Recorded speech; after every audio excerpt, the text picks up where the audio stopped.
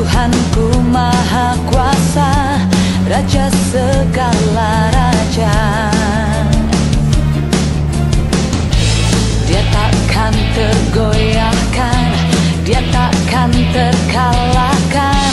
Dia hidup dan berkuasa. Serukan namanya, Yesus Tuhan Raja. Segala kuasa tunduk dalam namanya. Dia luar biasa, perkasa mulia. Yesus nama di atas segala nama.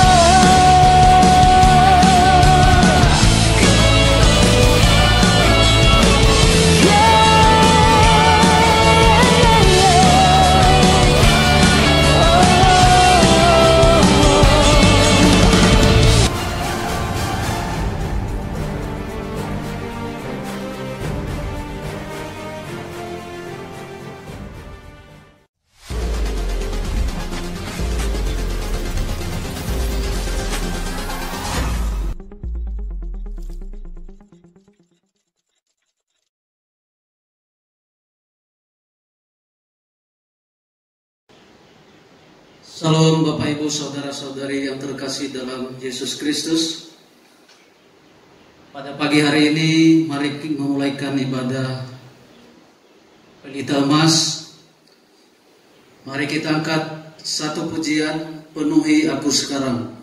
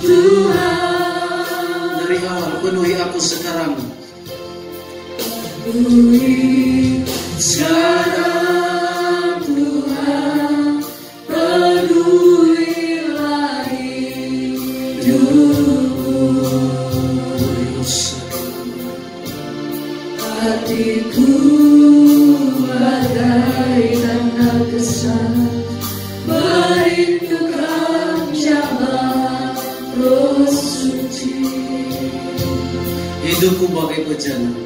Hidupku bagai bejana, ku bawa ke sungai Tuhan. Ingin ku rebus kesejukan air hidupmu Tuhan. Penuhi aku sekarang, penuhi aku sekarang, penuhilah hidupku. hanya Engkau, Hanya Engkau yang ku rindu, jamahlah hidupku Tuhan. sekali lagi refrain. Penuhi aku sekarang, penuhilah hidupku.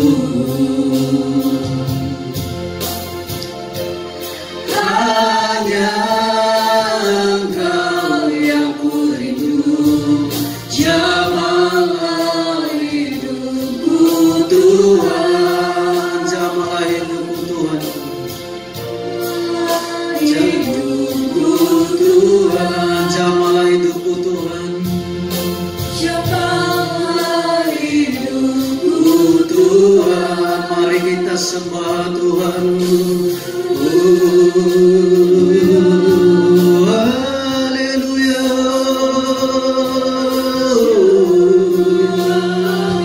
Kami menaikkan syukur bagimu Tuhan. Kami sembah Engkau layak ditinggikan, Engkau layak dimuliakan, Engkau layak diagungkan. Haleluya.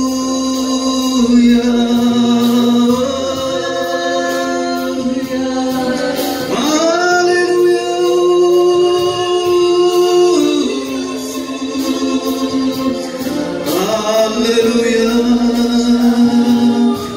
Terima kasih Tuhan. Kuriosa kila mayo, kuriosa kila mayo, kuriosa kila mayo. Ajaib kasih karunia-Mu bagi kami, Roh Kudus, kuriosa kila mayo.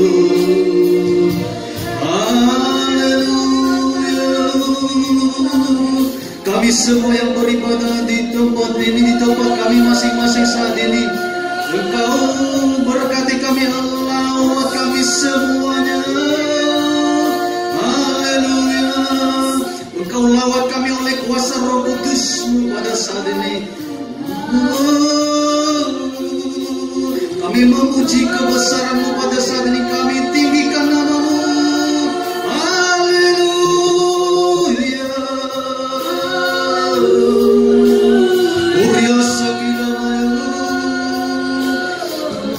Berkati kami semuanya ya Tuhan Yesus. Saat ini kami mengikuti ibadah Pelita Mas pada saat ini.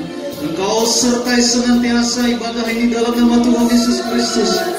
Ampuni segala cacat celah kami, segala noda dan pelanggaran kami, segala dosa-dosa kami. Kami mohon oleh kuasa darah Tuhan Yesus Kristus, ampuni kami saat ini ya Roh Kudus. Ampuni kami Tuhan Yesus.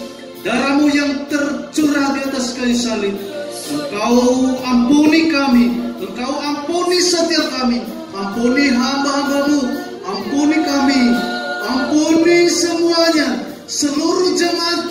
Kami mohon Tuhan Yesus, ampuni semua, lawat dan jamah oleh kuasa Roh Kudus-Mu.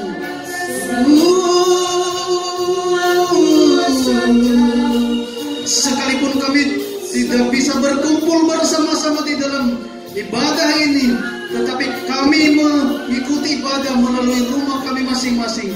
Tetapi Roh Kudus tidak terbatas untuk melawat ibadah ini, memberkati kami saat ini ya Roh Kudus.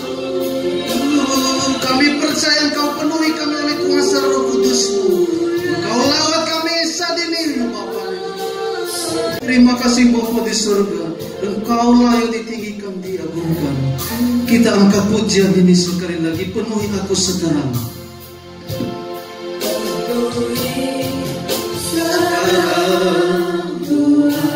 Mari kita fokus memuji Tuhan, memuji Tuhan, menyanjung Dia.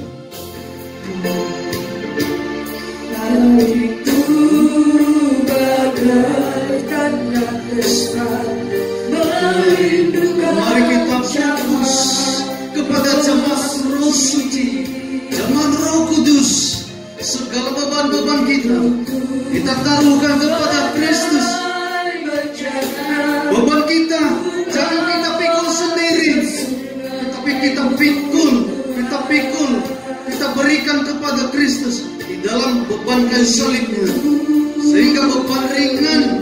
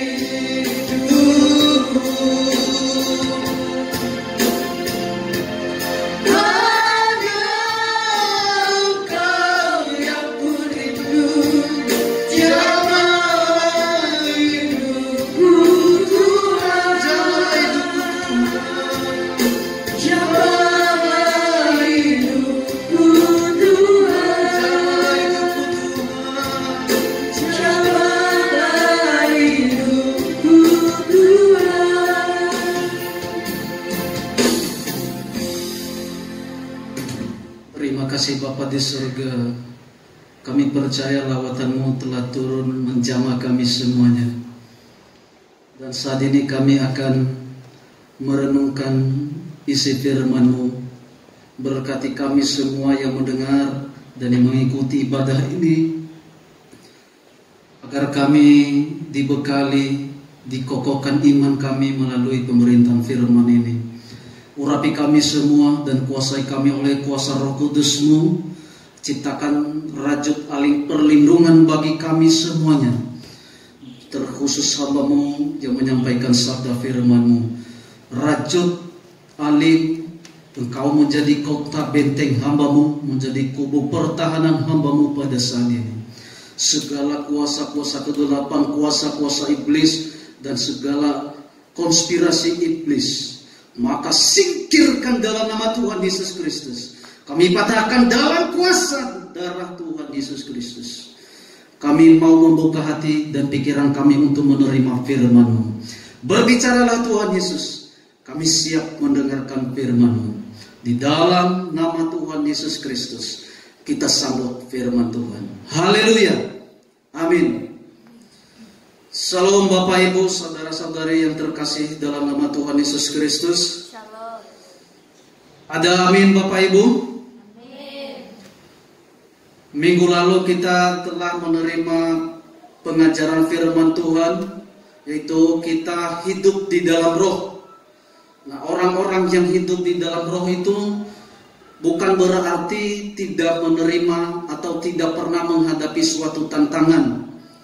Oleh sebab itu, Roh Kudus akan mengarahkan kita pada akhir zaman ini untuk memahami dan mensiasati peperangan-peperangan kepada musuh-musuh bebuyutan Allah, yaitu iblis, di mana sejak dulu, sejak iblis jatuh, dilemparkan ke bumi, maka bahkan sampai sekarang iblis terus mengincar umat-umat pilihan Tuhan.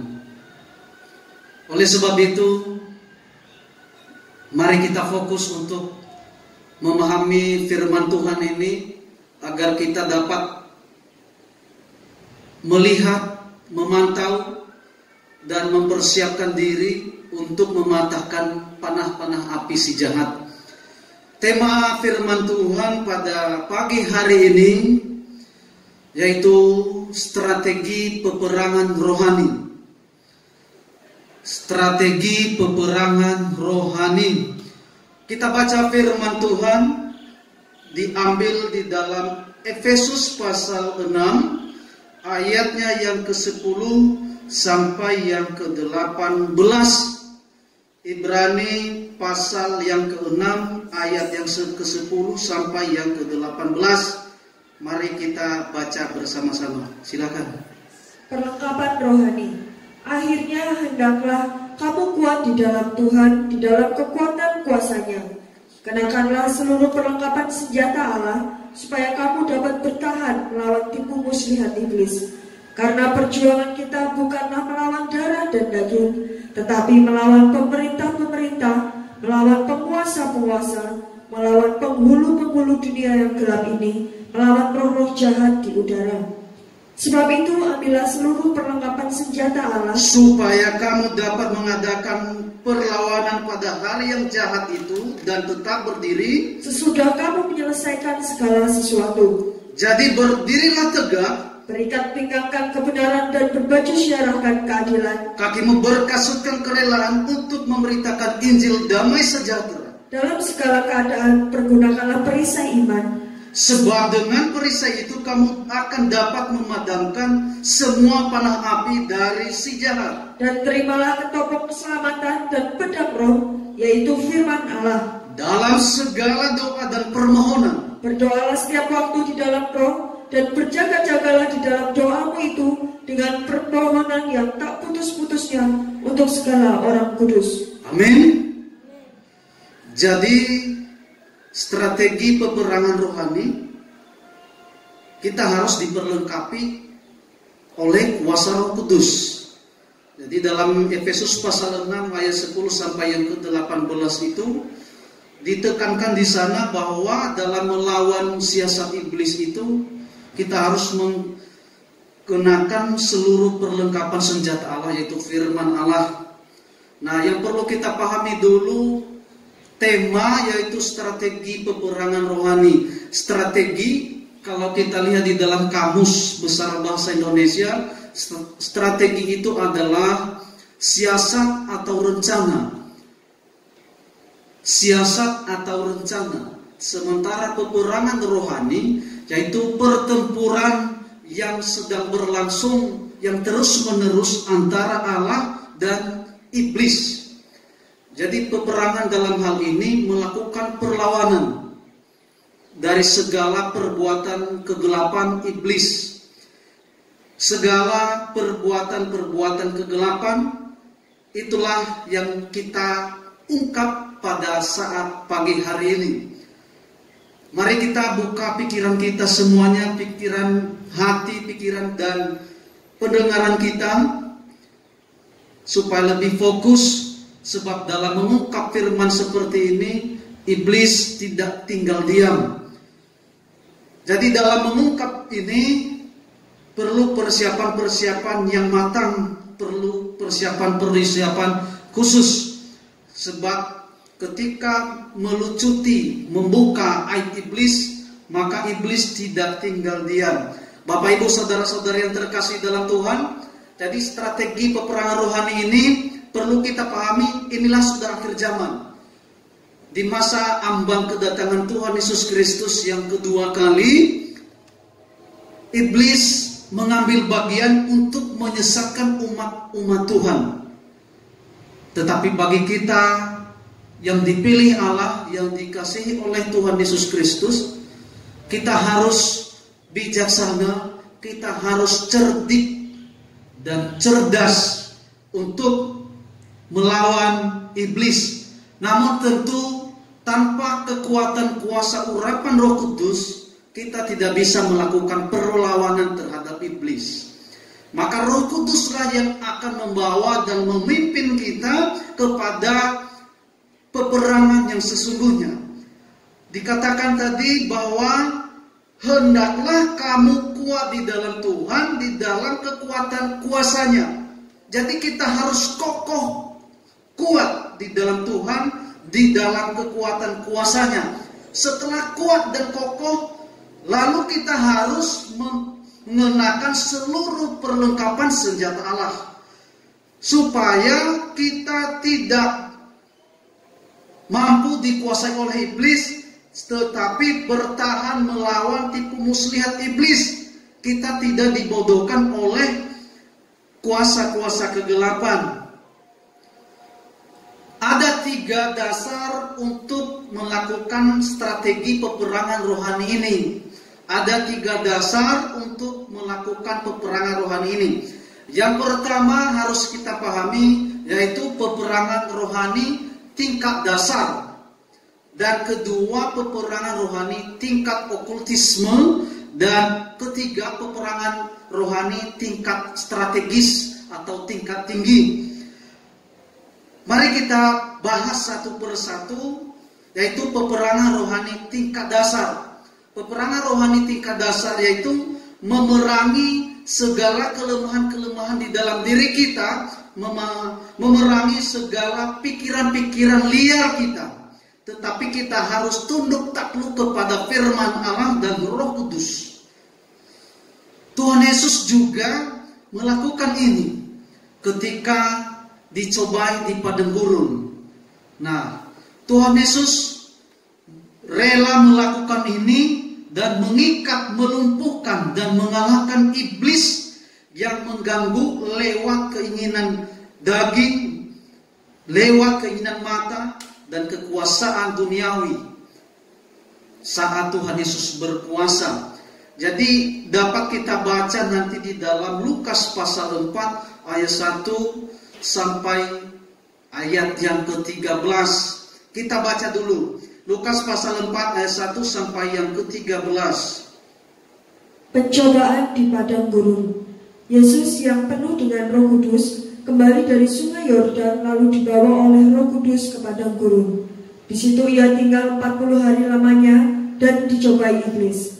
Selama di situ ia tidak makan apa-apa dan sesudah waktu ia lapar. Lalu berkatalah iblis kepadanya, "Jika engkau anak Allah, suruhlah batu ini menjadi roti." Jawab Yesus kepadanya, "Ada tertulis, manusia hidup bukan dari roti saja." Kemudian ia membawa Yesus ke suatu tempat yang tinggi, dan dalam sekejap mata ia memperlihatkan kepadanya semua kerajaan dunia. Kata iblis kepadanya, "Segala kuasa itu serta kemuliaannya akan kuberikan kepadamu, sebab semuanya itu telah diserahkan kepadaku, dan aku memberikannya kepada siapa saja yang ku kehendaki. Jadi jikalau engkau menyembah aku, seluruhnya itu akan menjadi milikmu." Tetapi Yesus berkata kepadanya, "Ada tertulis, engkau harus menyembah Tuhan Allahmu, dan hanya kepada Dia sajalah engkau berbakti." Kemudian dia membawa Yesus ke Yerusalem dan menempatkan dia di hubungan bait Allah. Lalu berkata kepadanya, "Jika engkau anak Allah, jatuhkanlah dirimu dari sini ke bawah. sebab ada tertulis, Mengenai engkau ia akan memerintahkan malaikat-malaikatnya untuk melindungi engkau, dan mereka akan menatang engkau di atas tangannya." supaya kakimu jangan terantuk kepada batu. Yesus menjawabnya, katanya, Ada firman, "Jangan engkau mencobai Tuhan Allahmu." sesudah iblis mengakhiri semua pencobaan itu, ia mundur daripadanya dan menunggu waktu yang baik. Jadi kita perhatikan ini bahwa pencobaan di padang gurun, iblis tidak bisa menguasai Tuhan Yesus Kristus, melainkan dia ditundukkan oleh kuasa Tuhan Yesus sendiri. Namun di akhir ayat yang ke-13, di sana ia berkata, sesudah iblis mengakhiri semua pencobaan itu, ia mundur daripadanya dan menunggu waktu yang baik. Menunggu waktu yang baik. Artinya iblis tetap berjuang, tidak tinggal diam. Iblis sampai akhir zaman ini ingin menyesatkan umat Tuhan. Oleh sebab itu, kita harus memahami strategi. Bagaimana cara mensiasati, mengalahkan dalam peperangan terhadap kuasa-kuasa kegelapan. Itu yang pertama tadi, peperangan rohani tingkat dasar, yaitu kita harus memerangi kelemahan-kelemahan kita, pikiran-pikiran kita yang selalu liar, tetapi kita berserah kepada kuasa Roh Kudus. Kita memberikan sepenuhnya diri kita, jiwa kita, roh kita dipimpin, diurapi, dikuasai oleh Roh Kudus. Ada amin, Bapak Ibu? Tingkat kedua, peperangan rohani tingkat kedua, yaitu tingkat okultisme. Jadi okultisme itu sama dengan kata klinik atau tingkat perdukunan.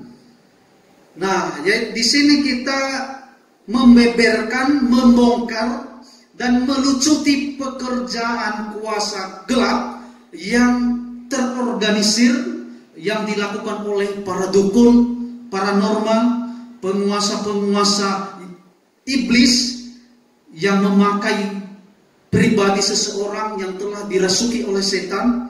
Nah, di sini kita akan memahami, membuka, mensiasati, dan mempermalukan kuasa kegelapan. Seperti yang dialami oleh Rasul Paulus. Kita baca di dalam Kisah Para Rasul pasal 16. Mulai dari ayat yang ke-13. Paulus di Filipi. Pada hari Sabat kami keluar pintu gerbang kota. Kami menyusul tepi sungai dan menemukan tempat sembahyang Yahudi yang sudah kami duga ada di situ. Setelah duduk, kami berbicara kepada perempuan-perempuan yang ada berkumpul di situ. Seorang dari perempuan-perempuan itu yang bernama Lydia turut mendengarkan. Ia seorang penjual kain ungu dari kota Tiatira yang beribadah kepada Allah. Tuhan membuka hatinya sehingga ia memperhatikan apa yang dikatakan oleh Paulus. Sesudah ia dibaptis bersama-sama dengan seisi rumahnya, ia mengajak kami, katanya, jika kamu berpendapat bahwa aku sungguh-sungguh percaya kepada Tuhan, marilah menumpang di rumahku. Ia mendesak sampai kami menerimanya. Pada suatu kali ketika kami pergi ke tempat sembahyang itu, kami bertemu dengan seorang hamba perempuan yang mempunyai roh tenung. Dengan tenungan-tenungannya, tuan-tuannya memperoleh penghasilan besar. Ia mengikuti Paulus dan kami dari belakang sambil berseru, katanya, orang-orang ini adalah hamba Allah yang Maha Tinggi. Mereka memberitakan kepadamu jalan kepada keselamatan. Hal itu dilakukannya beberapa hari lamanya. Tetapi ketika Paulus tidak tahan lagi akan gangguan itu, ia berpaling dan berkata kepada roh itu, demi nama Yesus Kristus, aku menyuruh engkau keluar dari perempuan ini. Seketika itu juga keluarlah roh itu. Jadi ini dapat kita memahami di dalam suatu wilayah bahwa ada roh-roh penguasa-penguasa tertentu seperti yang dialami oleh Rasul Paulus pada saat dia melayani. Jadi ada yang menyusupi perempuan yang ada di situ, kemudian mengganggu pemberitaan Injil yang disampaikan oleh Rasul Paulus. Jadi peperangan tingkat okultisme ini dilakukan oleh para dukun paranormal. Nah, ini sering terjadi di kalangan-kalangan umat Tuhan di suatu daerah atau di suatu tempat. Jadi kita harus lebih mensiasati dan mengalahkan panah api si jahat lewat pemakaian iblis dari bentuk-bentuk perdukunan atau klinik itu. Yang ketiga, peperangan rohani tingkat strategis, yaitu memerangi pemerintahan iblis atau yang disebut roh teritorial, para pemimpin pemerintahan iblis di suatu wilayah. Jadi jelas tadi di dalam Efesus pasal 6 itu ayatnya yang ke-12, bahwa perjuangan kita bukanlah melawan darah dan daging, tetapi melawan pemerintah-pemerintah, melawan penguasa-penguasa, melawan penghulu-penghulu dunia yang gelap ini, melawan roh-roh jahat di udara. Jadi di suatu wilayah ada penguasa. Yang pertama yang tertinggi adalah pemerintah-pemerintah, kemudian penguasa-penguasa, penghulu-penghulu, dan roh-roh jahat. Kalau bahasa lain, roh-roh jahat ini kuasa tingkat setan terendah, yaitu jin. Jadi inilah tingkatan-tingkatan paling tertinggi di suatu daerah. Di suatu daerah beda-beda penguasanya, beda-beda cara konspirasinya. Jadi inilah seringkali mengganggu umat Tuhan yang sering melakukan di suatu organisasi gereja yang namanya doa keliling. Banyak gereja-gereja untuk melakukan doa keliling, tetapi dalam hal ini mereka tidak memahami strategi yang perlu dipersiapkan. Akhirnya ketika mereka doa keliling, tidak dibentengi, tidak disiasati dari awal sampai selesai. Begitu selesai, jadi jelas tadi dikatakan bahwa iblis tidak tinggal diam. menunggu waktu yang baik. Jadi itu melakukan serangan balik. Inilah gunanya memahami strategi peperangan rohani itu. Kita telah memahami tadi tingkat rohani, tingkat peperangan rohani, tingkat dasar, tingkat okultisme, tingkat strategis atau tingkat tertinggi. Nah sekarang setelah kita pahami itu, strategi apa yang harus kita persiapkan untuk melakukan peperangan ini?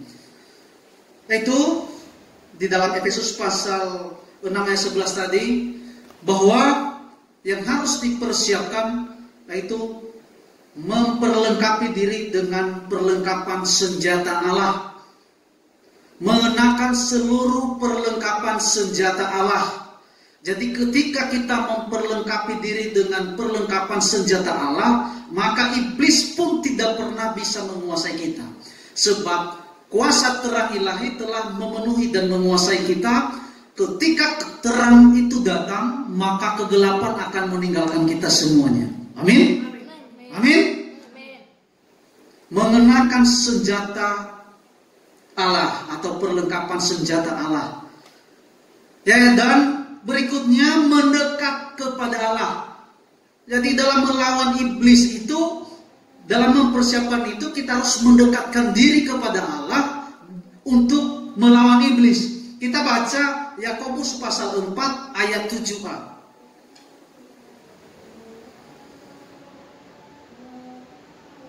Karena itu tunduklah kepada Allah dan lawanlah iblis. Amin.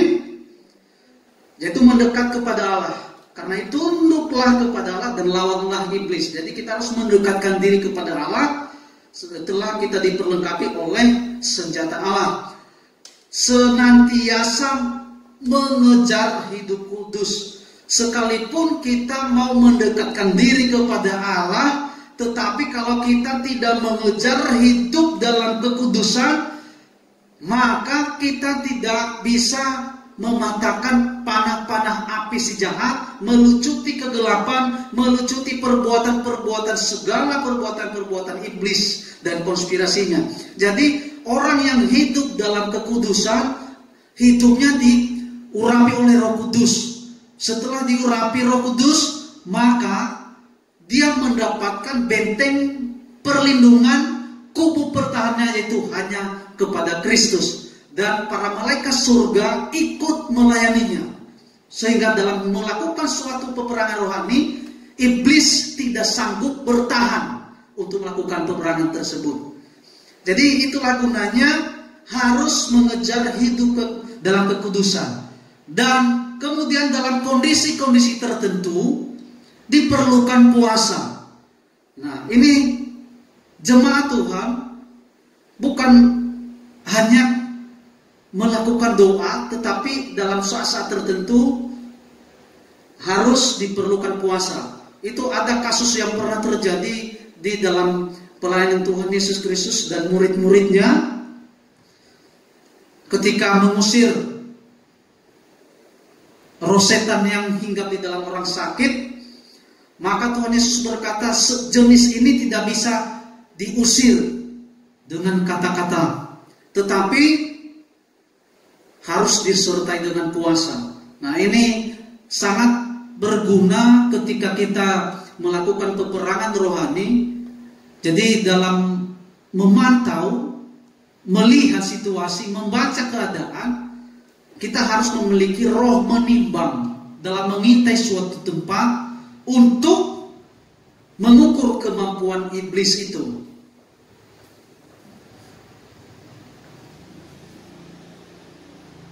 Dan berikutnya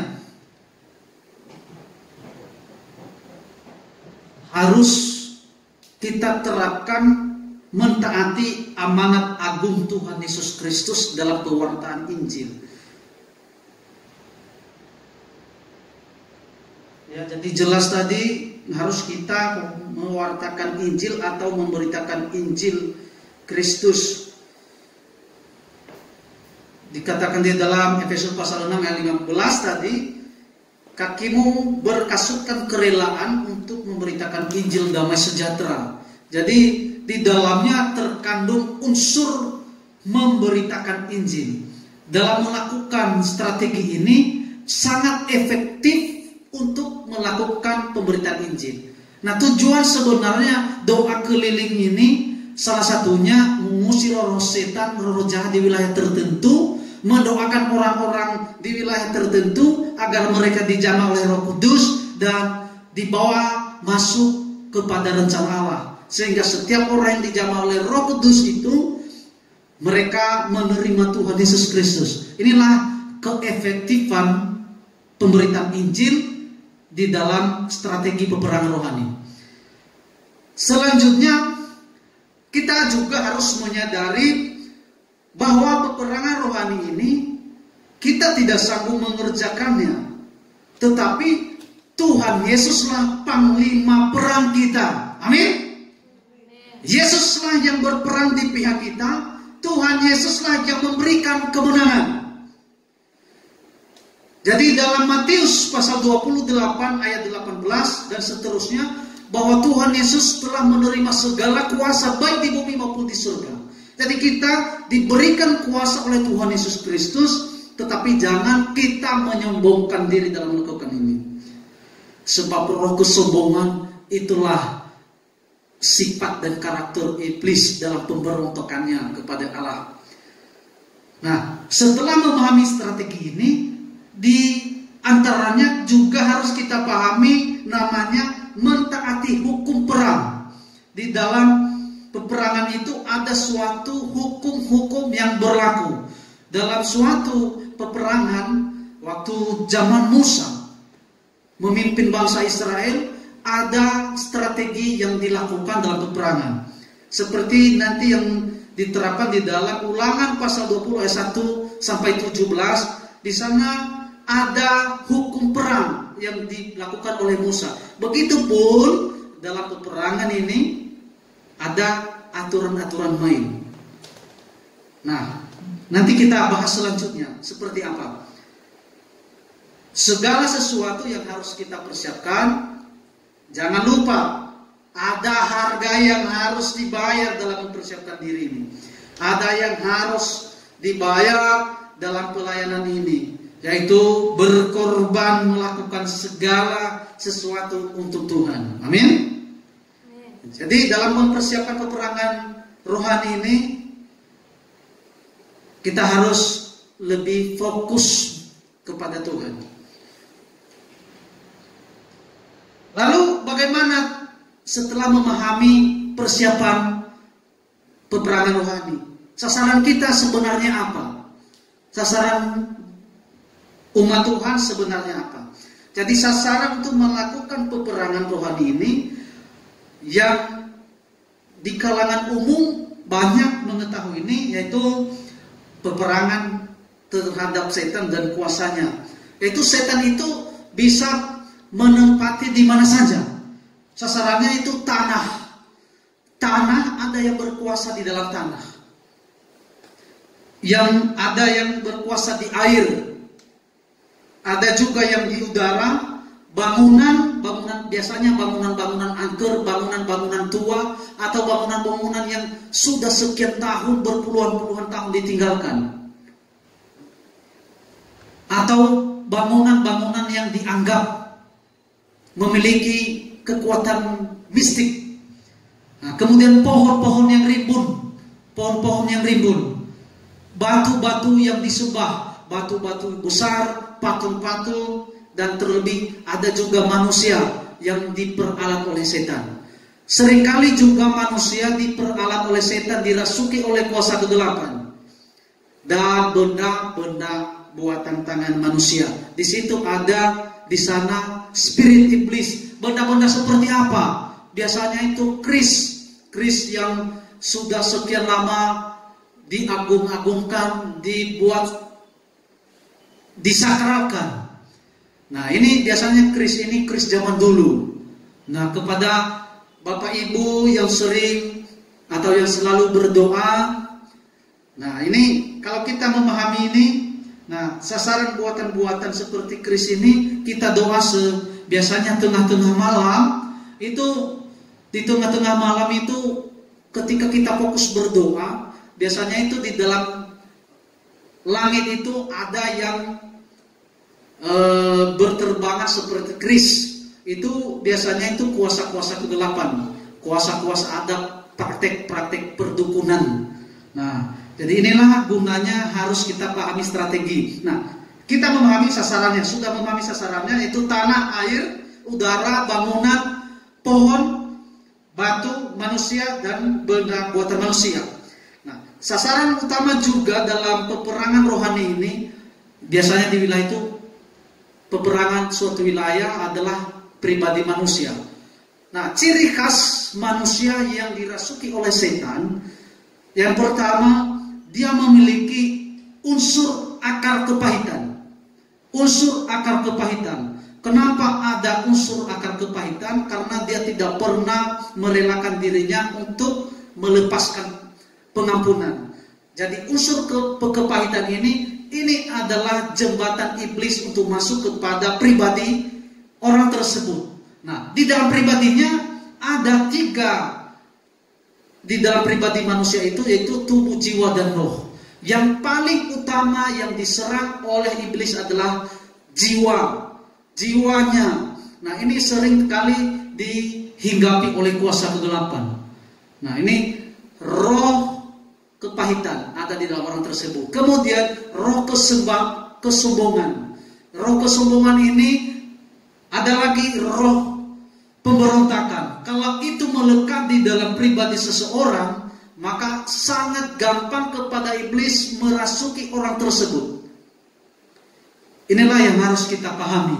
Nah, pendoa-pendoa syafaat, pendoa-pendoa peperangan harus memahami ini, harus membaca, bisa membaca ciri khas orang yang telah disusupi oleh setan. Ciri khasnya yang pertama, yang paling pertama itu tidak senang ibadah. Paling umum tidak senang ibadah dan tidak ingin mendengarkan firman Allah dan sangat membenci pemberitaan firman Allah. Itu ciri khas secara umum. Ciri khas secara khusus, lihat gambar pribadinya.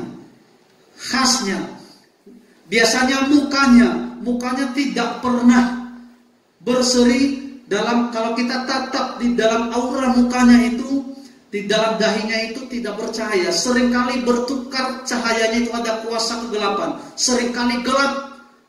Nah, kalau ada pertanyaan, orang yang kulitnya gelap bagaimana? Bagaimana membacanya? Gampang membacanya. Di dalam kelopak matanya itu seringkali ada pertukaran warna. Ada warna biru, ada warna ungu, ada warna hijau, bahkan seringkali muncul warna merah. Dan lihat bola matanya itu. Bola matanya itu seringkali mengeluarkan warna api, warna merah. Nah, tetapi coba tatap. Jika dia telah dirasuki oleh kegelapan, coba tatap terus mukanya, tatap matanya. Orang yang telah dikuasai oleh Roh Kudus, dia tidak sanggup menatap. Orang kegelapan itu tidak sanggup menatap orang yang telah dikuasai oleh Roh Kudus. Ketika kita menatap orang dirasuki oleh setan, maka dia akan tunduk, lama perlahan-lahan akan pergi dan tidak sanggup menatap orang-orang pendoa atau umat pilihan Tuhan. Itulah ciri-ciri khas secara umumnya dan secara khusus, dan bahkan ada secara khususnya lagi, dan dapat dipahami bukan secara logika kita, tetapi secara rohani, secara roh. Jadi ini yang harus kita pahami, sasaran doa kita. Nah, senjata apa? Sekarang kita beralih kepada firman Allah. Senjata apa yang harus kita pahami, yang harus kita pergunakan dalam peperangan rohani ini? Tentu yang pertama, nama Tuhan Yesus Kristus. Di bawah kolong langit ini tidak ada nama yang lebih berkuasa selain nama Tuhan Yesus Kristus. Ada amin? Amin. Jadi harus berpegang teguh di dalam nama Tuhan Yesus Kristus. Baik di alam roh. Kalau bahasa di luar sana, bahasa umumnya, bahasa bebasnya, alam roh adalah alam gaib, dimensi alam roh. Itu dimensi alam roh banyak juga ada tingkatan-tingkatannya. Jadi seringkali juga banyak yang sesat di dalam memahami ini. Tetapi di alam roh, semua makhluk roh, makhluk gaib, kuasa setan pun tunduk di dalam nama Tuhan Yesus Kristus. Amin. Nama Tuhan Yesus Kristus tunduk di dalam segala hal, tunduk semua makhluk, sebab Tuhan Yesus Kristus adalah Allah sendiri. Kemudian yang kedua, senjata apa? Yaitu darah Tuhan Yesus Kristus. Darah Tuhan Yesus Kristus, kuasa darah Tuhan Yesus Kristus dapat menundukkan segala kuasa iblis dan konspirasinya. Ketika kita berdoa, ketika mengusir setan, kita menyebut darah Tuhan Yesus, cukup menyebut kuasa darah Tuhan Yesus Kristus, maka iblis nyalah meninggalkan kita semua. Ada amin? Kedua, kuasa firman Allah, perkatakan firman Allah. Di dalam Yosua mengatakan bahwa jangan engkau lupa memperkatakan Taurat ini, tetapi renungkanlah firman Allah ini siang dan malam. Memperkatakan firman, artinya mempraktekkan firman, mengatakan firman. Usirlah segala roh setan dalam namaku, maka akan pergi meninggalkan kita semua. Jangan lupa ditambahkan, selalu dibarengi dengan pujian dan penyembahan yang terus-menerus diberikan kepada Allah. Kemudian karunia-karunia Roh Kudus. Di sana ada karunia untuk membedakan roh, mengusir setan, bernubuat, dan lain-lain. 45 kekayaan rohani banyak dapat diterapkan di dalam peperangan rohani. Dan selanjutnya adalah kuasa hikmat marifat. Hikmat marifat adalah Tuhan Yesus sendiri. Nah, di mana Tuhan Yesus berkata, "Akulah hikmat, tinggal bersama-sama di dalam pengetahuan." Nah, tertulis di dalam Amsal pasal 8 ayatnya yang ke-12. Saya coba bacakan Amsal pasal yang 8 ayat yang ke-12. "Aku hikmat, tinggal bersama-sama dengan kecerdasan, dan aku mendapat pengetahuan dan kebijaksanaan." Nah, inilah Tuhan Yesus sendiri. Tuhan Yesus sendiri. Tadi nama Tuhan Yesus sendiri, darah Tuhan Yesus sendiri, firman Allah, pujian penyembahan, karunia-karunia Roh Kudus, dan selanjutnya adalah kuasa hikmat dan makrifat Allah. Hikmat dan makrifat Allah adalah pribadi Tuhan Yesus sendiri. Tuhan Yesus adalah panglima kita sendiri. Jadi kita tidak perlu takut. Seringkali Tuhan, orang-orang telah dibekali oleh Tuhan Yesus Kristus kuasa, talenta, karunia. Tetapi suatu waktu ada cerita. Dulu di kampung saya, ketika pada malam hari tidak ada lampu, tidak ada listrik yang menyinari lapangan-lapangan bebas. Tetapi ketika suasananya gelap, suasananya hening, lewat di tengah-tengah malam, karena situasi gelap, pada berkaburan, pada lari, ada setan, ada setan, ada setan. Nah, ini saya ingatkan kepada kita semua, orang yang takut setan, maka setan akan memperlihatkan dirinya.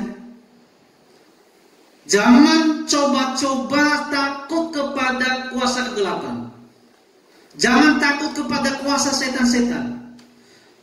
Tetapi firman Tuhan berkata, orang yang berani adalah orang yang sempurna dalam Roh Kudus. Jadi kita harus sempurna hidup dalam Roh Kudus. Orang yang tidak berani, atau kata lain cemen, orang yang tidak sempurna dalam kasih. Bapak Ibu saudara-saudari yang terkasih dalam nama Tuhan Yesus Kristus, saya percaya bagi yang mengikuti ibadah ini, bagi para pendengar, tidak ada yang takut kepada kuasa iblis, apalagi lewat tengah malam, melewati tengah-tengah ada pohon-pohon yang rimbun, tidak pernah takut. Nah, sekali lagi, orang yang memiliki ciri penakut, maka setan seringkali datang memperlihatkan diri. Tetapi orang yang berani, malah penasaran pengen lihat setan, maka setan tidak pernah mau memperlihatkan dirinya, malah setan itu takut akan pergi. Dan semua umat Tuhan, semua yang mendengarkan firman ini, semua jemaat saat ini, pasti tidak pernah ada rasa takut, bukan roh penakut, melainkan roh keberanian, roh ketertiban yang ada di dalam pribadinya, dan setan akan takluk dalam perkataannya. Amin. Jadi itulah senjata rohani yang perlu kita perhatikan dan kita pergunakan.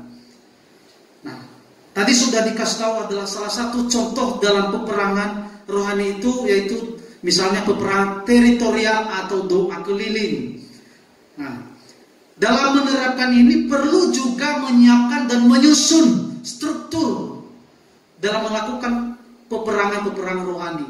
Contoh dalam peperangan suatu wilayah doa keliling, yang pertama harus di dalam suatu organisasi gereja harus menetapkan orang-orang yang bertindak seperti Musa, Harun, Hur. Dalam hal ini dikomandoi oleh gembala, wakil gembala, para penatua, dan para pelayan-pelayan Tuhan. Jadi ini tentu orang yang terlatih dalam roh, terlatih dalam melakukan peperangan rohani. Jadi yang memimpin ini bukan orang sembarangan, hanya orang-orang yang terlatih dalam karunia-karunia tertentu. Tetapi yang di bawahnya, yang ikut dalam peperangan ini, harus belajar meminta kepada Bapa di surga supaya diberikan Roh Kudus, karunia-karunia Roh Kudus. Kemudian dalam satu wilayah harus ada pemetaan, ada pengintai yang mengetahui, mengukur kemampuan, kekuatan lawan atau iblis yang sedang dan yang akan kita hadapi. Kita dapat mengukur apakah di suatu wilayah, apakah yang ada di sana roh penghulu, atau roh pemerintah-pemerintah, atau penguasa-penguasa, atau roh-roh jahat. Nah, ketika kita memahami ini, yang dapat mengintai ini, yang memiliki karunia penglihatan, yang memiliki karunia khusus yang dibekali, yang diberi oleh Tuhan Yesus sendiri. Nah, setelah memahami, mengetahui, mengukur kemampuannya, maka yang dapat memahami ini, yang paling banyak memahaminya adalah pendoa-pendoa sapaan. Dan tidak tertutup kemungkinan bagi yang lain, para pendoa-pendoa peperangan. Jadi dalam peperangan teritorial ini ada dua pendoa sapaan dan pendoa peperangan. Pendoa peperangan cenderung turun lapangan. Pendoa sapaan cenderung diam di dalam satu ruangan atau satu tempat atau di dalam ruangan gereja. Nah, ini yang harus dipahami. Nah, setelah mengukur kemampuan itu, maka pendoa-pendoa syafaat dan pendoa-pendoa peperangan harus bekerja sama menaikkan puji doa sembah kepada Tuhan Yesus Kristus yang tidak berhenti selama melakukan peperangan. Dan minta benteng perlindungan kepada Tuhan Yesus Kristus, dan Roh Kudus akan berperang menyertai kita semua. Pendoa juga bersedia melakukan terus-menerus doa penyembahan supaya turut dan meminta Roh Kudus hadir bekerja semuanya dalam peperangan tersebut. Pendoa peperangan juga terus maju dan tidak pernah meninggalkan kelompoknya atau timnya dalam peperangan suatu wilayah. Tetap memantau. Tugas pendoa sapaan juga terus memantau tim yang akan bekerja di lapangan. Nah, ini langkah yang dikerjakan dalam menyusun dan menyiapkan struktur peperangan rohani ini.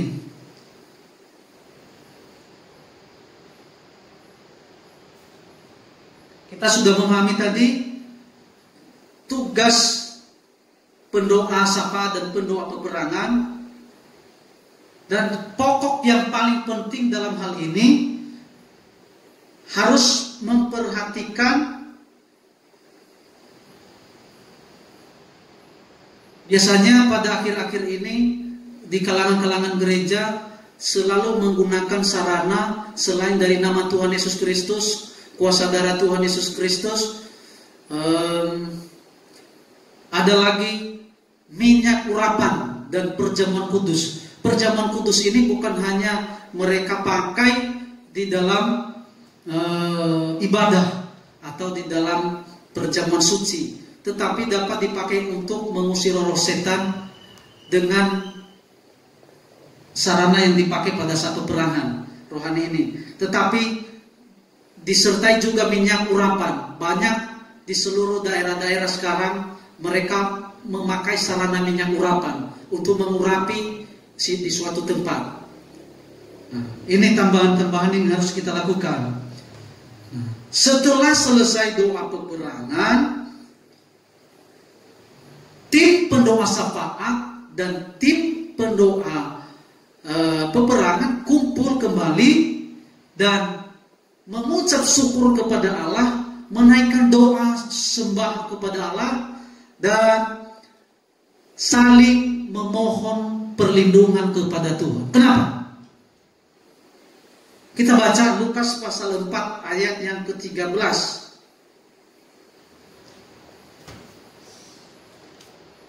Lukas pasal 4 ayat yang ke-13. Sesudah iblis mengakhiri semua pencobaan itu, ia mundur daripadanya dan menunggu waktu yang baik. 1 Petrus pasal 5 ayat 8.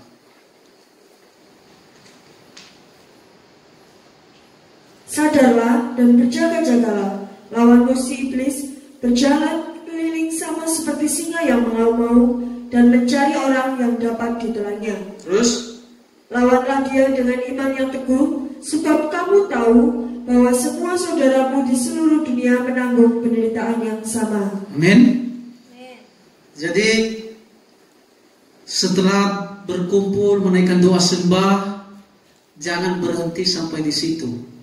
Tetapi kita harus terus sadar dan berjaga-jaga. Terus sadar dan berjaga-jaga. Tadi di dalam Lukas pasal 4 ayat 13, iblis menunggu waktu yang tepat.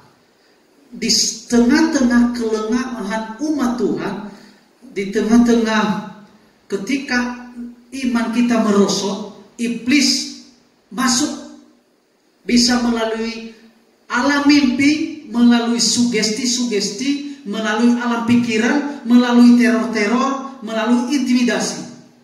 Jadi itu kita harus sadar dan berjaga-jagalah untuk melawan iblis ini, sebab dia terus berkeliling mencari, mengaum-ngaum dan mencari orang-orang yang hendak ditelannya. Kita tidak mau ditelan oleh iblis, tetapi kita menjadi pemenang untuk merebut kemenangan. Jemaat Tuhan adalah milik Tuhan. Ketika kita menjadi milik Tuhan, kita pergunakan baik-baik waktu yang singkat ini. Memahami strategi peperangan rohani butuh waktu yang cukup banyak.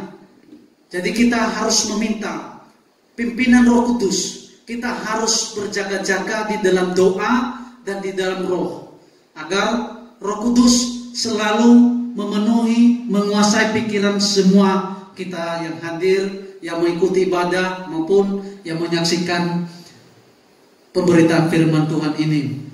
Demikian firman Tuhan ini semoga menjadi kekuatan bagi kita semua. Tuhan Yesus memberkati. Kita masuk kepada perjamuan suci, dan sebelumnya mari kita berdoa. Terima kasih Bapa di surga, terima kasih Tuhan Yesus Kristus atas pemberitaan firman-Mu pada saat ini. Terus urapi kami semua, kuasai kami Roh Kudus. Hamba-Mu berhenti berbicara, namun firman-Mu terus bekerja di dalam hati kami semua. Baik umat-Mu yang mengikuti ibadah pada pagi hari ini menjelang siang hari ini, maupun jemaat-jemaat yang menyaksikan pemberitaan firman melalui YouTube ini. Berkati semuanya dan urapi kami, dan biarlah kami sadar dan tetap berjaga-jaga, sebab iblis tidak tinggal diam untuk mencari celah, mencelakakan kami semua.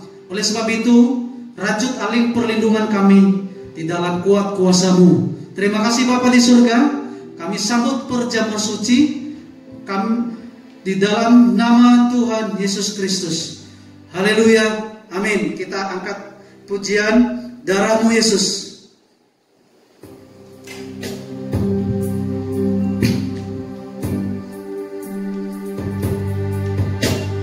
Darah-Mu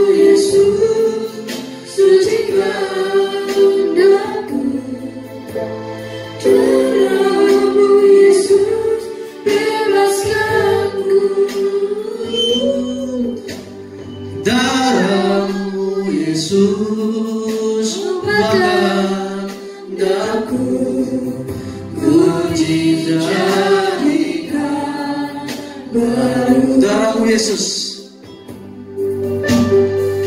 darah-Mu Yesus, sucikan daku. Darah-Mu Yesus, bebaskanku. Darah-Mu Yesus, ubahkan daku. Ku dijadikan baru. Ku dijadikan baru. Ku dijadikan baru. Ku dijadikan baru. Mari kita mempersiapkan hati dan pikiran kita untuk menyambut perjamuan suci ini. Kita perhatikan hati kita, pikiran kita, perasaan kita kepada Tuhan, kehidupan kita sehari-hari. Kita mohon kuasa darah Tuhan Yesus Kristus menebus dan mengampuni kita. Saya persilakan Bapak Ibu Saudara-saudari untuk berdoa sejenak.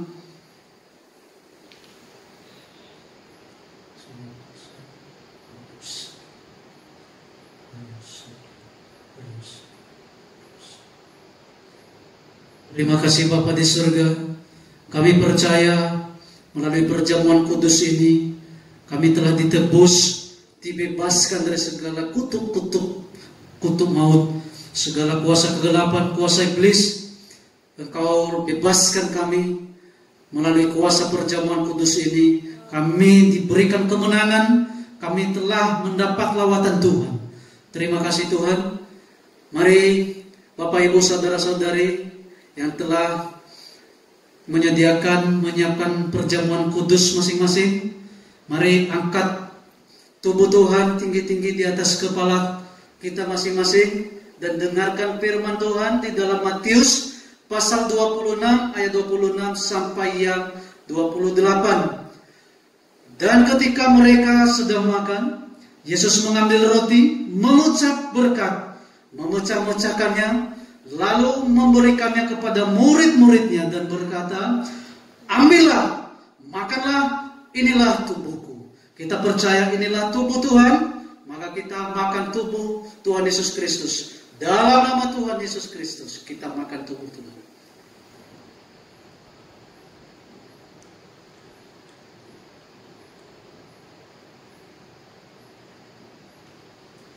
Kemudian kita angkat tubuh Tuhan di atas darah Tuhan Yesus Kristus di atas kepala kita masing-masing dan dengarkan firman Tuhan. Sesudah itu, ia mengambil cawan, mengucap syukur, lalu memberikannya kepada mereka dan berkata, minumlah kamu semua dari cawan ini, sebab inilah darahku, darah perjanjian yang ditumpahkan bagi banyak orang untuk pengampunan dosa. Kita minum darah Tuhan Yesus Kristus. Dalam nama Tuhan Yesus.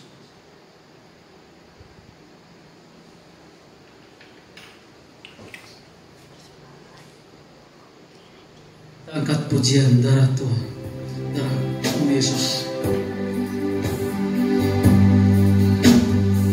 Darah-Mu Yesus sucikan darahku, darah-Mu Yesus bebaskanku, darah-Mu Yesus ubahkan daku, ku dijadikan darah-Mu Yesus, darah-Mu Yesus sucikan daku, darah-Mu Yesus bebaskanku,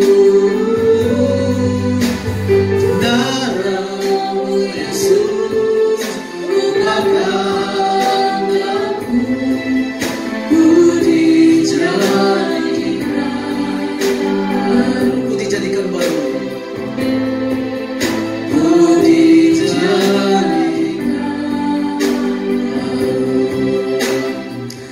Terima kasih Bapa di surga, terima kasih Tuhan Yesus Kristus atas pertolongan-Mu lewat kuasa perjamuan kudus ini.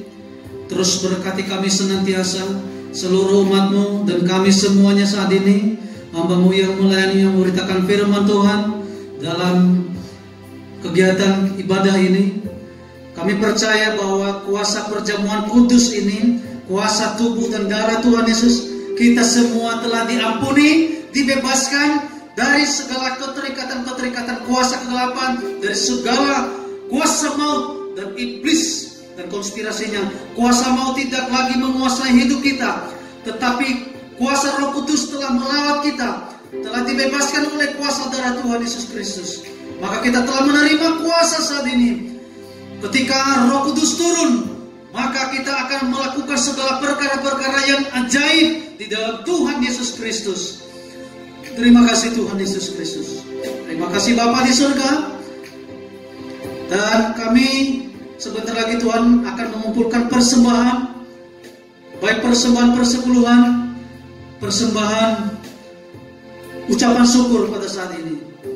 Terima kasih Bapa di surga, di dalam nama Tuhan Yesus Kristus. Haleluya.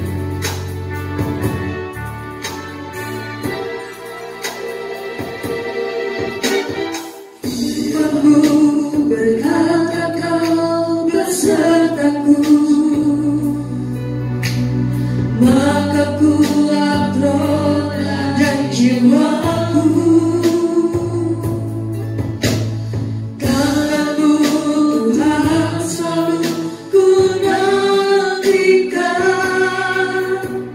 di setiap langkahku percaya. Firman-Mu berkata Kau besertaku, maka kuat roh dan jiwaku, karena-Mu Tuhan selalu ku nantikan, di setiap langkahku percaya. Dengan sayap-Mu, dengan sayap-Mu ku akan terbang tinggi di tengah badai hidup, bukan menyerah. Kau terkuat, Kau terlindungan bagiku, pertolongan-Mu di tempat maha tinggi. Ku mengangkat tanganku, aku berserah. Kau nantikan, Kau yang ku sembah, Rajaku. Dengan sayap-Mu, mari kita sembah Tuhan, mengagungkan tingginya, mengagungkan nama Tuhan Yesus. Dia di atas segala.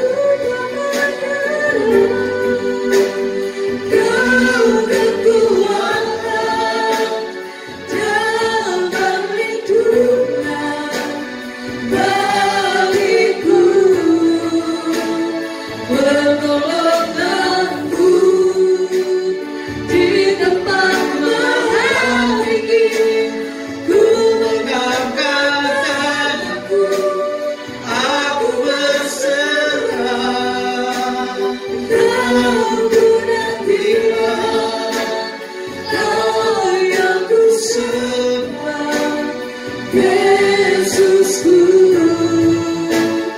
Rajaku, sekali lagi dengan sayangku kita sembah. dengan sayangku, ku akan Mari kita sembah Dia.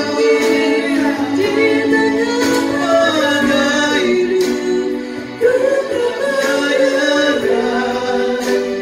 Kau kekuatan, Kau lindungan bagiku,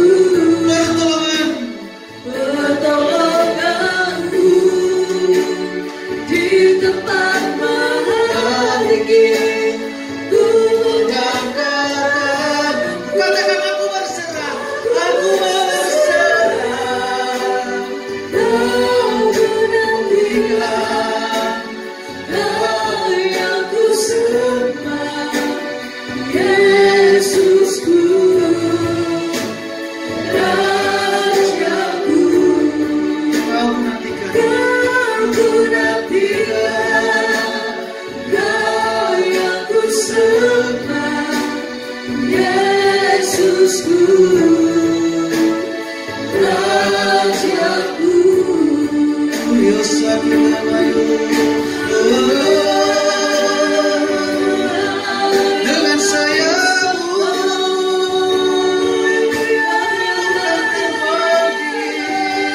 kami terbang tinggi di atas sayangmu. Kami mendapat pertolongan perlindungan di dalam kuasa Kristus.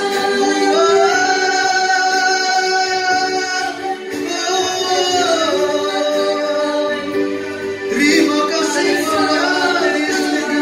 Terima kasih Bapa di surga. Kuasa Filaya. Engkau lawan setiap umatmu. Engkau lawan setiap umatmu. Kuasa Filaya.